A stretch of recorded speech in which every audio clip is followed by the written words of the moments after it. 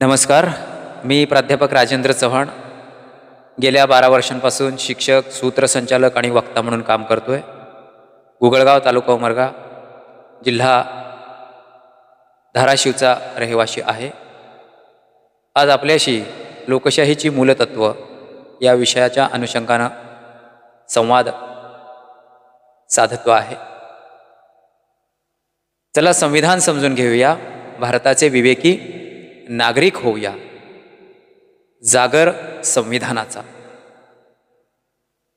मंडळी, सध्या आपण भारतीय संविधानाचं अमृत महोत्सवी वर्ष साजरं करतोय. लोकशाहीमध्ये सामान्य नागरिक हा केंद्रस्थानी असतो. सर्व सत्ता त्याच्याच हातात असते.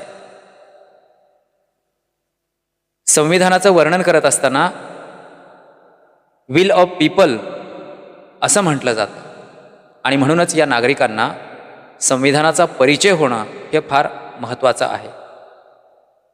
आणि म्हणूनच जागर संविधानाचा हा उपक्रम मी सध्या राबवतोय. त्या अंतर्गत भारतीय संविधान आणि नागरिकांची मूलभूत कर्तव्ये,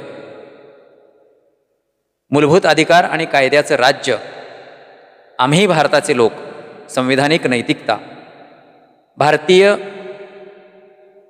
लोकशाही एक आदर्श राज्यपद्धती, महिला आणि संविधानिक तरतुदी या विषयांची मांडणी मी सध्या करतोय. आपल्यापैकी कोणालाही संविधानाच्या संदर्भात जागृती करायची असेल, हे लोकांपर्यंत पोहोचवायचं असेल तर नक्कीच तुम्ही मला संपर्क करू शकता. 74 988 13 613 या क्रमांकावर. तर मंडळी, नागरिकांच्या सामाजिक आणि आर्थिक जीवनात रक्ताचा एक थेंबही न सांडता आमूलाग्र बदल होणं म्हणजे लोकशाही, अशी डॉक्टर बाबासाहेब आंबेडकर यांनी लोकशाहीची व्याख्या केली आहे. हे किती सुंदर व्याख्या आहे. आणि म्हणून लोकशाहीचं मर्म काय आहे ते आपण समजून घ्यायला हवं. न्याय, स्वातंत्र्य, समता आणि बंधुता हे खऱ्या अर्थानं लोकशाहीचं मर्म आहे. संविधानाच्या प्रस्तावनेत सामाजिक, आर्थिक आणि राजनैतिक न्याय सांगितलेला आहे. न्यायालय जो न्याय देतात तो न्याय महत्त्वाचा आहेच, पण आपण समाजामध्ये वावरत असताना आपल्याला खरोखरच न्याय मिळतो का? व्यक्तीला योग्यतेप्रमाणे दिला जाणारा दर्जा म्हणजे न्याय. It is justice not charity that is wanting in the world. या जगात कोणालाही सहानुभूती नको असते, प्रत्येकाला हवा असतो तो न्याय. या न्यायाच्या आजही कित्येक जण प्रतीक्षेत आहेत. स्वातंत्र्य, कलम 19 मध्ये 6 प्रकारचं स्वातंत्र्य सांगितलेलं आहे, परंतु अभिव्यक्ती स्वातंत्र्य आणि विचार स्वातंत्र्य हे सर्वात महत्त्वाचं आहे. आपले विचार, भावना, शब्द, लेखन, चित्र याच्या माध्यमातून आपण व्यक्त करत असतो. आणि हे अभिव्यक्ती स्वातंत्र्य जेव्हा धोक्यात येतं तेव्हा लोकशाहीसुद्धा धोक्यात येते. आणि अशाच प्रकारचं वातावरण आज आपल्या आजूबाजूला दिसतंय. पेट्रिक हेनरी नावाचा विचारवंत म्हणतो की मला स्वातंत्र्य द्या, नाहीतर मला मृत्यूदंड तरी द्या. यावरून स्वातंत्र्य किती महत्त्वाचं आहे हे आपल्या लक्षात येईलच. समता, कलम 14 मध्ये आपण कायद्याच्या समोर व्यक्ती म्हणून सर्व समान आहोत. आपल्या सर्वांना कायद्याचं समान संरक्षण आहे.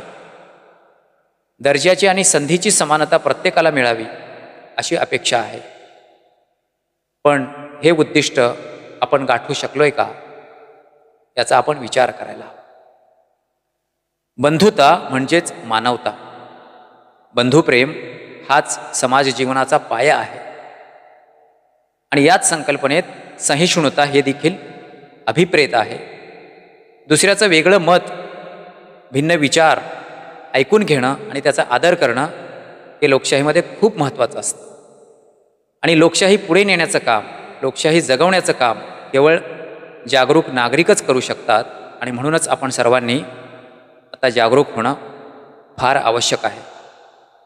कविवर्य विंदा करंदीकर एका कवितेत असं म्हणतात, जनतेच्या नसांमध्ये लाल लाल रक्त आहे, जनतेच्या पायाखाली पृथ्वीचे तख्त आहे. जनतेच्या नसांमध्ये लाल लाल रक्त आहे. जनतेच्या पायाखाली पृथ्वीचे तख्त आहे. जनतेच्या मुक्तीसाठी अजून एक समर आहे. जिचा आत्मा एक, ती जनता अमर आहे. ती जनता अमर आहे. धन्यवाद.